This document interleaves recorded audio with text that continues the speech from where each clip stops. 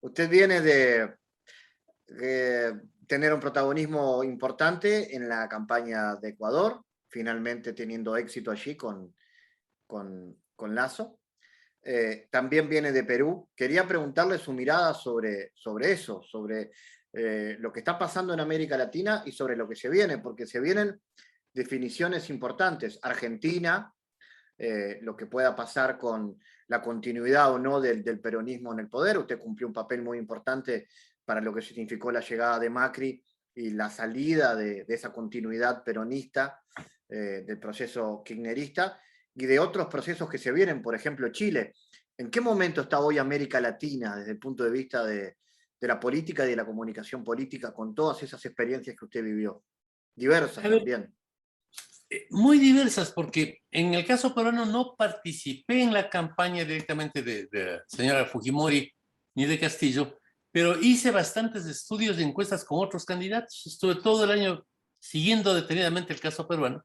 En Colombia estoy estudiando permanentemente la cosa, en México muchísimo, a México es donde más estoy yendo. Vivo en Argentina, he estado mucho en Paraguay, tengo una experiencia en varios países de América Latina. Desde hace un año, 2 años, en mi columna de perfil, que es una vieja columna, la tengo más de 10 años, estuve anunciando siempre que se viene el caos. A América Latina y a Occidente le está viniendo un vendaval imparable, porque acabó una época, nació otra, la gente ya está viviendo en esa otra época, pero los políticos son tremendamente lentos y reaccionarios en general. Entonces no entienden lo que está pasando, no entienden que el mundo cambió, no entienden que no es solo anecdótica la cosa. Yo, con mi padre, yo nací en una familia feudal ecuatoriana de la sierra, con mi padre tenía una relación muy respetuosa. Me encantó esa sociedad feudal en la que viví. Yo le traté siempre de usted, él siempre de vos. Mi padre era el amo de la casa, mi madre una ayudante de segunda y los niños éramos los siervos de la gleba. Así funcionaba la cosa. Si yo tenía una pregunta, papá, ¿dónde queda Júpiter? Ahí. Bueno, estaba ahí. Hemos pasado de eso a otra sociedad en la que mi nieto me trata como si fuese un compañero de su parvulario. Cuando estoy en Ecuador, viene, abuelo, levántate, hay que ir a la hacienda, montemos los caballos, ¿viste? El otro. Se mete a mi computadora y esto es tremendamente subversivo. Él sabe que sabe más que yo cuando se pone en la computadora. No has actualizado, ni sé qué, te voy a arreglar el desk. Tiene 10 años. Esa relación horizontal de los niños con los adultos actuales es la que nos lleva a esa relación poco formal con los candidatos también. Macri no es el ingeniero Macri, es Mauricio. Fernández, Fernández. Y si no, le ponen incluso un apodo. Máximo el nombre o el apellido. Eso no ocurría cuando yo era chiquito. Cuando yo era chiquito, mi padre era velasquista, partidario del doctor José María Velasco Ibarra, así se llamaba. A nadie se le ocurría decirle José. O sea, no. Al general Perón tampoco. Yo estuve en la Juventud Peronista cuando estuve en Argentina. Era mi general, ¿cuánto valés? No era Juan. ¿A quién se le ocurría gritar viva Juan? No, pues. La relación vertical en la familia, que es en donde nos socializamos, en donde aprendemos las normas del poder, se reflejaba luego en la política, en una relación vertical con los líderes. Actualmente transitamos a lo que Bauman llama una sociedad líquida en que las normas se volvieron muy tenues. Las dos instituciones que daban el certificado de verdad en el siglo pasado, el Partido Comunista de la Unión Soviética y la Iglesia Católica, se descalabraron en la década del 60. El Partido Comunista tuvo la escisión china, la Iglesia Católica el Concilio Vaticano, y ahora ya no hay mucha verdad, no hay verdades verticales.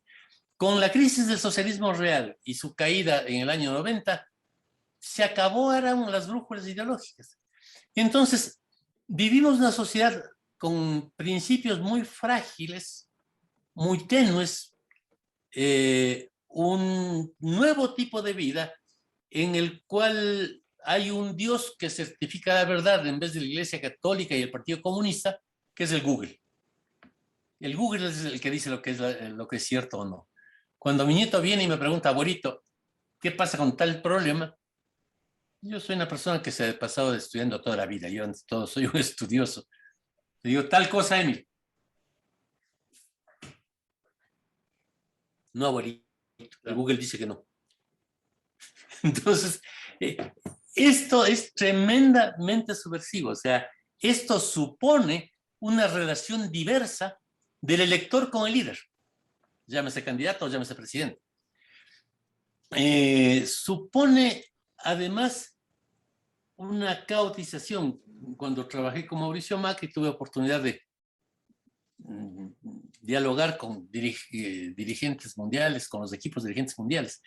Cuando hablábamos con el equipo de Macron, decía, a ver, antes en Francia, si había un gran conflicto, el gobierno negociaba con el Partido Comunista, que era enorme, con la Central de Trabajadores, y se llegaba a algún acuerdo. Ahora se sublevaron contra Macron los chalecos amarillos, que ¿quiénes son? Grupos de gentes. Grupos de gentes que no están unificadas, no tienen una ideología, no tienen un liderazgo. No existe un partido comunista de los chalecos amarillos. Y entonces la negociación es imposible, son amontonamientos de grupos que piden cualquier cosa.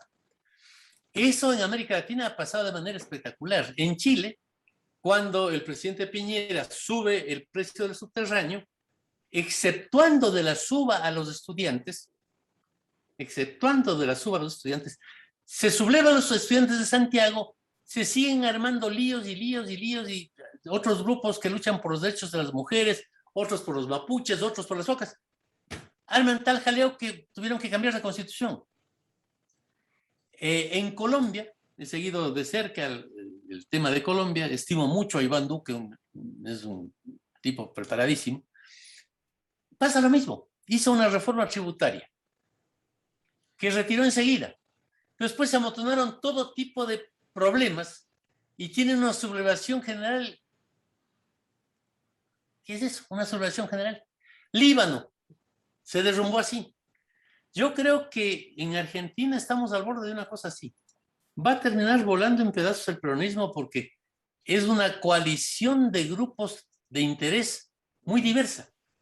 Y esa coalición no va a poder mantener económicamente su esquema. Claro, muy amplia, ¿no? Hay peronismo de derecha, peronismo de izquierda, peronismo de centro, hay de lo que quiera. Peronismo de cualquier cosa. O sea, yo estudié filosofía en la Universidad Nacional de Cuyo en Mendoza. Y estaba en la Juventud Peronista Revolucionaria, como es hoy.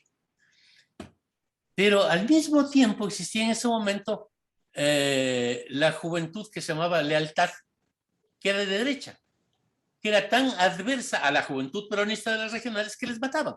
Pasaban después las 3A, que eran también peronistas y también mataban a los peronistas de izquierda. Entonces, ¿qué es el peronismo? ¿López Rega o Firmenich? ¿O Cristina? O cualquier cosa, porque es demasiado heterogéneo el movimiento peronista. Ahora, basado en estructuras que gastan mucho dinero, o sea, en sindicatos poderosísimos con muchísima plata, en organizaciones sociales poderosísimas con muchísima plata, y la plata se está acabando, se está esfumando. Les fue más fácil funcionar a ellos cuando había dinero. El populismo con el dinero funciona bien.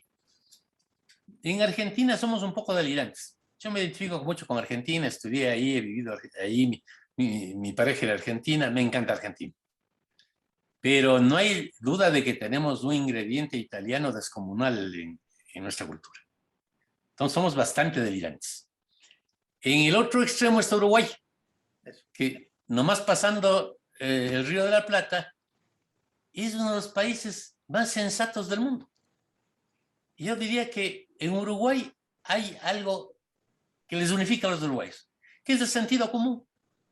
Hay izquierda, hay derecha, pero todos tienen sentido común, no hay gente muy delirante. Ningún uruguayo quiere salvar el mundo ni hacer nada. Son bastante más como eran los europeos, como eran los chilenos, como eran los mexicanos. Pero en el caso de los chilenos eran. Ya la Constitución voló por los aires.